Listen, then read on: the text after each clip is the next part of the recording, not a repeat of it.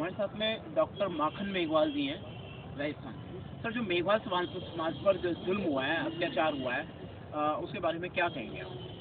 राजस्थान में मेघवाल समाज कोई नहीं, छोटी जातियां जितनी भी है उन पे अत्याचार शुरू से आज तक होते आए हैं। तो तमाम किस्म की वीडियोस सामने आती हैं, जुल्म सामने आता है, जातिवाद बहुत ज़्यादा हो रहा है, बहुत ज़्यादा हो रहा है। कहीं पेशाब पिलाया जा रहा है, कहीं मूछ रखने पर हत्या हो रही है, कहीं बच्चे का पानी का मटका छूने पर हत्या हो रही है। इसमें मतलब आज़ादी से लेकर आज तक जितने भी अत्याचार हुए हैं और आज़ादी से पहले भी अत्याचार हो रहे थे, आज भी मतलब पश्चिमी राजस्थान में ये देखने को मिल रहा है कि SC/ST का जो अगर कोई ग्राम प्रधान बनता है, जिसको हमारे वहाँ सरपंच बोलते हैं, आज उनकी ये स्थिति है कि जो पश्चिमी राजस्थान के जो ज़िले हैं उनमें जब भी ग्राम पंचायत की बैठकें होती है, अगर कोई बाहुबली या अपर कास्ट का कोई भी व्यक्ति अगर आता है तो सरपंच को अपनी कुर्सी छोड़ करके नीचे बैठना पड़ रहा है। आज सरपंच भी कुर्सी छोड़ के बैठना पड़ रहा है। आज ये असमानता का जो कारण है, जो अत्याचार के जो कारण है, वो मतलब शुरू से आज तक होते आ रहे हैं। संविधान ने तो अधिकार बराबर दिए सबको बैठने के लिए, ऐसा क्यों होता है? ऐसा इसलिए होता है क्योंकि जो कानून व्यवस्था बनी हुई है, कानून चलाने वाले और कानून बनाने वाले मतलब आज इस कदर पहुंच गए हैं कि उसका सही इस्तेमाल नहीं हो रहा है। कानून की पैरवी बढ़िया तरीके से नहीं की जा रही है। सर, आपको बता दूं कि संविधान के तहत SC/ST के लगभग 123 या 25 सांसद लगभग जाते हैं चुन के, वो तो सर कुर्सी बैठते हैं।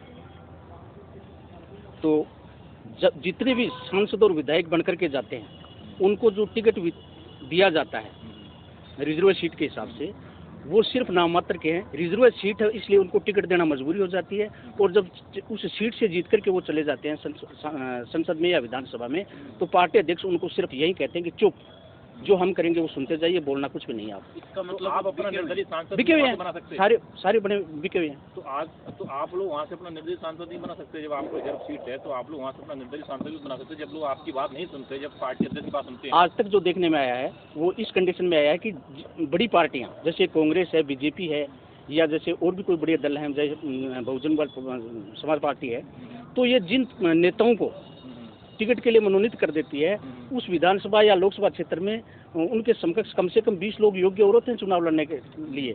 लेकिन जब ये 3 या 4 पार्टियां, बड़ी पार्टियां टिकट देती है, तो उनके बाद में उनका मनोबल गिर जाता है। वो ये सोचते हैं कि हम हार जाएंगे, हमें वोट कौन देगा।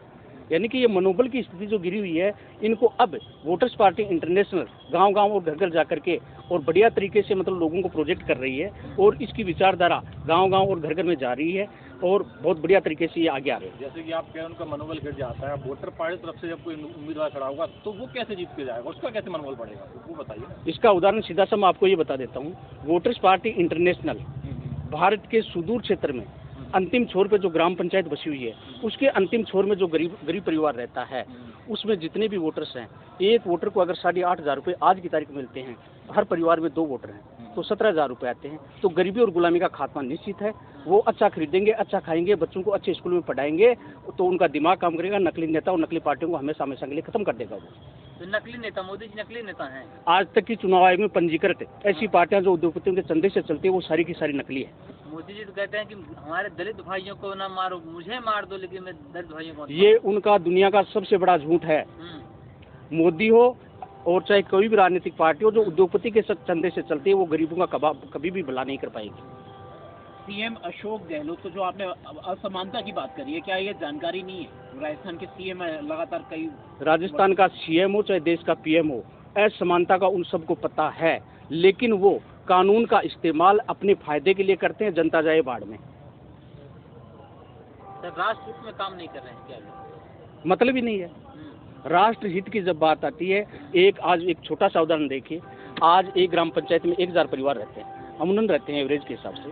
आज 50 परिवार ऐसे हैं जो मतलब राजनीति में या किसी नौकरी पैसे में, वो तो अपना काम आसानी से निकाल लेते हैं, लेकिन 950 परिवार भी उसी गांव और उस गली मोहल्लों में रहते हैं। आज उनकी दुर्दशा आज़ादी से लेकर अब तक वो की वो बनी हुई है। आज गरीबी और गुलामी में जी रहे हैं। वोटर्स पार्टी इंटरनेशनल का जो पैगाम है वो हर घर तक जाएगा, तो वो 950 परिवार भी उन 50 परिवारों के इक्वल हो जाएगा। खुशहाली आएगी। आज जो मुरझाए हुए चेहरे हर घर में बैठे हैं, उनमें खुशहाली आएगी, उनके चेहरे खिलेंगे, तो राष्ट्रीय विकास दर भी बढ़ेगी और पूरा देश खुशहाल भी होगा। दलितों का जो SC/ST जो BC समाज के लोग हैं जिनके साथ भेदभाव हो रहा है, कैसे क्या है आपके पास प्लान कि उनके साथ भेदभाव ना हो?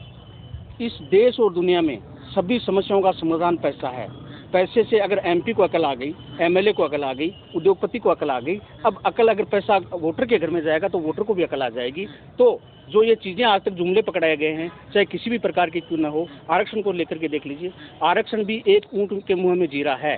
और आरक्षण आज़ादी से लेकर आज तक जिन परिवारों को मिला है वो परिवार ही फले फूले हैं, बाकी जितने भी लोग उनके आस पड़ोस में रहते हैं उनको आज तक कोई फायदा नहीं मिल पाया है। अब जरूरी है, सर 75 साल में भी दलितों को आरक्षण का फायदा नहीं मिला है क्या? जिन परिवारों को आज़ादी के समय मिला उन्हीं परिवारों को मिल रहा है। आज तक उन परिवार के जो पड़ोस में रहता है उनको नहीं मिल पा रहा है। वोटर्स पार्टी इंटरनेशनल आरक्षण की जब बात आएगी तो आरक्षण जारी रखेगी और जारी रखते हुए ये प्रावधान करेगी कि आज तक जिनको आरक्षण मिला है उन जिसको मिल गया उसके कम से कम बेटों को नहीं दिया जाए, कम से कम एक पीढ़ी को वंचित किया जाए, ताकि उसके पड़ोसी को भी मिले, उनके परिवार को भी मिले। चीजें जो प्राइवेटाइजेशन हो रही है, प्राइवेट किया जा रहा है, गवर्नमेंट सेक्टर की बहुत प्राइवेट, क्या ये आरक्षण को खत्म करने का रास्ता है क्या? ये पूरी दुनिया को गोलमाल करने का सबसे बड़ा फंडा है। आरक्षण ही नहीं, इस दुनिया को हमेशा हमेशा के लिए खत्म करने का पूरा षड्यंत्र है। सिर्फ और सिर्फ चतुर और चालाक नेता और उद्योगपति ही इस धरती पे जिंदा रहना चाहते हैं। अपन सुन रहे थे पहले, आज से लगभग 10 या 15 सालों पहले अपन सोचते थे, अखबारों में आता था कि अपने वैज्ञानिक हैं वो चंद्रमा पे धरती तलाश रहे हैं बस्ती बसाने के लिए, अन्य ग्रहों पे बस्ती बसाने के लिए तलाश कर रहे हैं। लेकिन यहाँ के चतुर और चालाक नेता और उद्योगपतियों ने मिलकर के वो फार्मूला तय कर लिया है कि अब आपको वहाँ जमीन तलाशने की जरूरत नहीं है, यही दुनिया को खत्म कर देंगे, हम ही जिंदा रहेंगे। ये उनका फार्मूला। आपने अभी कहा कि पैसे से हर किसी को अंदर अकल आ जाती है। हाँ, आती है। तो जो रिजर्वेशन से सांसद विधायक बने उनमें अकल क्यों नहीं आई? उनमें अकल अपने लिए आ गई, बाकी दुनिया जाए बाढ़ में। मैंने बता दिया ना कि सांसद बनो चाहे एमएलए बनो, जब वो सत्ता में चले जाते हैं, रिजर्व सीट पे उनको चुनाव लड़ाना उनकी मजबूरी है, और वहाँ चले जाते हैं तो उनको साफ किया जाता है, चुप, आज के बाद में नहीं बोलेंगे। कि जो आप लोग जिससे जाएंगे वो जनता के लिए काम करेंगे, उसकी क्या गारंटी है? भाई, आज सबसे जो मुख्य कारण है, आज ग्रामीण क्षेत्र में देख लो, पूरी दुनिया और देश और दुनिया में देख लीजिए, गरीबी और गुलामी का जो मुख्य आधार है, अगर उसको नए सिरे से ही खत्म किया जा रहा है वोटर्स पार्टी इंटरनेशनल के माध्यम से, गरीबी और गुलामी को दूर करने का पूरा प्लान बना दिया गया है, तो गरीबी और गुलामी नहीं रहेगी तो लोगों को अकल अपने आप ही आएगी, और अकल आएगी तो दिमाग काम करेगा, दिमाग काम करेगा तो नकली नेता और पार्टियां हमेशा हमेशा के लिए खत्म ही नहीं, हमेशा हमेशा के लिए मतलब जमीन में दफन हो जाएगी, दोबारा आएगी नहीं सामने जनता की। ये भारत है, भारत में हिंदू राष्ट्र की बात रखने वाले, राम मंदिर की बात रखने वाले, करने वाले और उसको सार्थक करके लेके आने वाले मोदी जी को आप कैसे हटा देंगे? मोदी जी को आप कैसे हटा पाएंगे? मोदी जी तो अड़िग गए। देखो, जन जागरण और जन क्रांति से आज तक सब कुछ संभव हुआ है। और जहाँ तक बात आ रही है कि अभी जैसे देश में जो चल रहा है, अभी जैसे राहुल जी पूरे देश का दौरा कर रहे हैं, भाग जोड़ो कर रहे हैं, भारत को जोड़ रहे हैं, अन्य लोग, आप और हम सब मिलकर के काम कर रहे हैं भाई, आगे चल करके देश में खुशहाली आए। लेकिन मोदी जी और उनकी जो सत्ता में बैठे, जो सरकार में बैठे लोग हैं, वो मंद मंद मुस्कुरा रहे हैं। उनको पता है कि अपने पास ईवीएम है, ईवीएम का जो गड़बड़ डाला है वो आज तक, अब ये चाह रहे हैं कि किसी के समझ में नहीं आए, और जो सत्ता के विरोध में हैं, जैसे कांग्रेस हो या अन्य कोई राजनीतिक दल हो, उनको वो डर सता रहा है कि ईवीएम के खिलाफ अगर आ जाएंगे तो इन्होंने कानून बना रखा है, जीते जी ये जेल से बाहर नहीं निकलने देंगे। सर, आप ईवीएम की SC की बात कर रहे हैं, लोग यहाँ कह रहे हैं छुरी पे नहीं कर लो, मुसलमानों से खतरा है देश में।